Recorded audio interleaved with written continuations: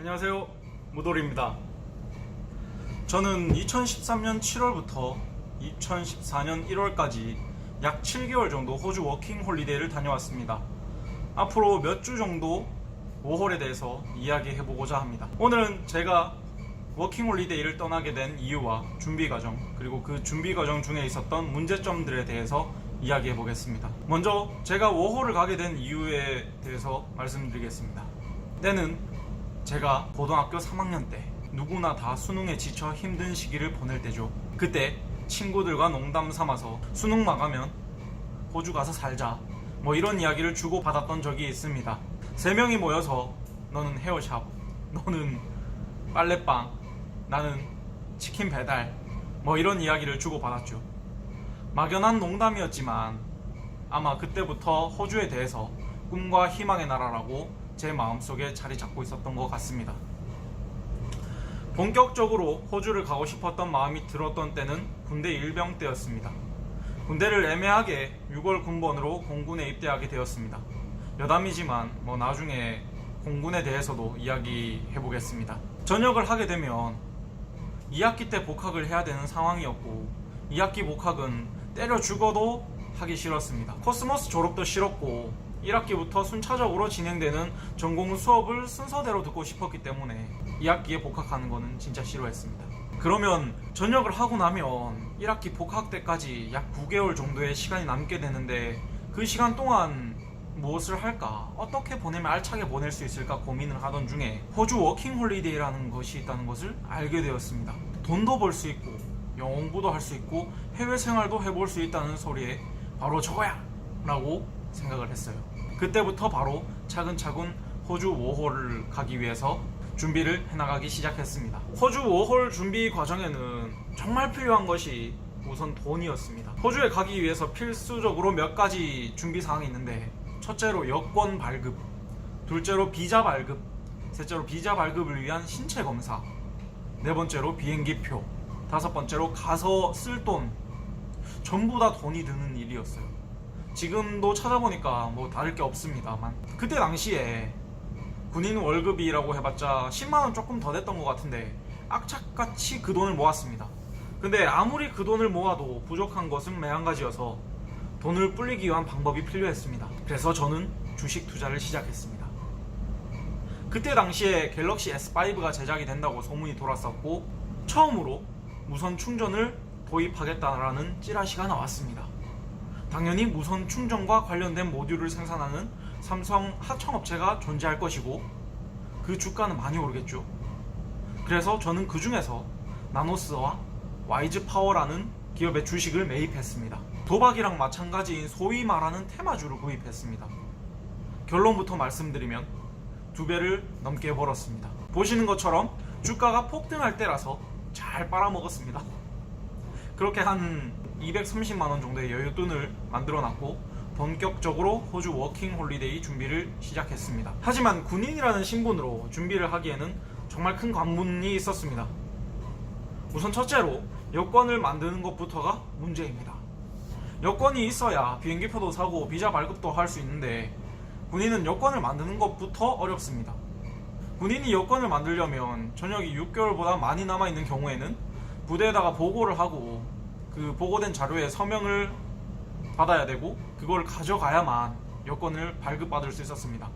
근데 보통 상관들이 이렇게 일을 시키면 자기 일거리가 느는 거라서 욕만 하고 나중에 가라고 그렇게 하는 경우가 많았고 저희 상관도 그랬습니다.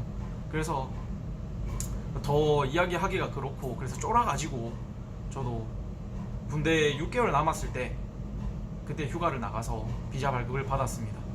또 당시에는 여권을 만들 때 한 달 정도 걸렸던 것 같은데 요새는 일주일도 안 걸려서 여권은 발급받을 수 있다고 하더라고요.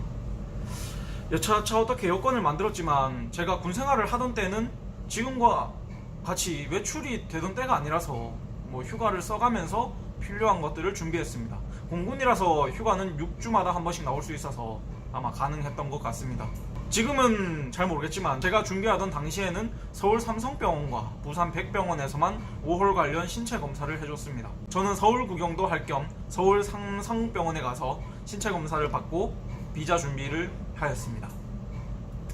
또 비행기표를 구매할 때는 그 군대 안에서는 공인인증서나 그런 것들을 다운받을 수 없기 때문에 어머니와 누나한테 면회를 와달라고 해서 겨우 비행기표를 구매했습니다. 하지만 이런 것들보다 가장 심각한 문제가 있었습니다.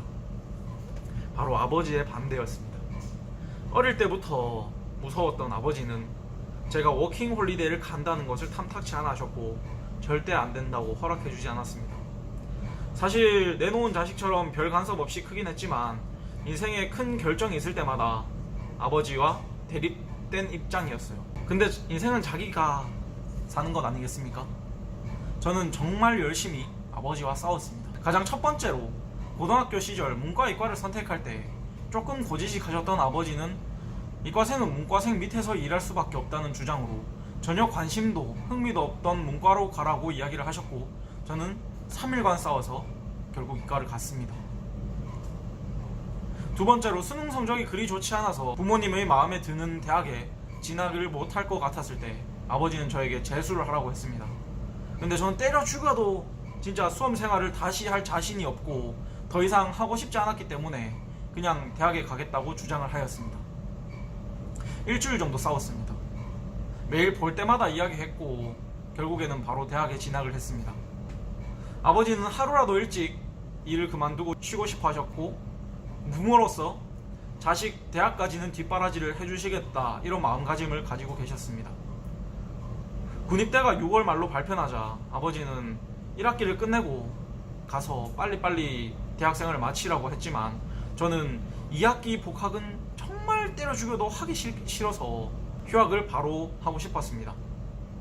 그때는 아버지의 뜻도 굽히지 않으셨고 휴학 철회를 할 수 있는 마지막 날까지 싸웠습니다. 마지막 날 아침에 오늘 반드시 휴학 신청을 취소하라고 아버지께서 말씀하셨는데 저는 결국 그냥 집에 혼자 남아서 휴학 신청을 포기하지 않았습니다. 이것 때문에는 거의 한 달을 싸운 것 같습니다.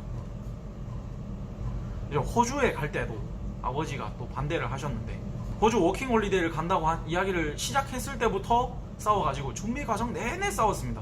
휴가 나와서 집에서 마주칠 때마다 싸웠습니다. 밥 먹을 때도 싸우고 아침에 싸우고 거의 역정을 내면서 싸웠는데 거의 1년 가까이 싸웠어요. 아버지는 끝까지 호주에 간다는 것을 못마땅하게 여기셨지만 저는 내 삶은 내가 선택한다라는 의지 하나로 비행기표를 구매하고 준비를 했습니다. 제가 오전 비행기를 타러 새벽에 집을 나서는 길에도 아버지는 저를 내다보지도 않았습니다. 아니 제가 잘 때 몰래 나왔습니다. 아버지가 잘 때 몰래 나왔던 것 같습니다. 아마 워홀을 준비하다 보면 부모님들이 반대하셔서 포기하는 분들도 많이 있을 겁니다. 자신의 인생은 자기가 선택하는 것이라고 생각합니다. 집에서 반대가 심하다 할지라도 자신의 선택을 밀어붙이고 그대로 시행한다 해서 자식을 싫어할 부모는 없을 겁니다. 분명 부모님도 자식이 잘 되는 마음만을 가질 것입니다. 하다보니 인생 이야기가 너무 길어졌네요. 다음 시간에는 5월에서 가장 중요한 지역 선택과 일자리 선택을 위한 자료조사에 대해서 이야기해 보겠습니다. 구독과 좋아요 부탁드리고요. 끝까지 봐주셔서 감사합니다. 안녕.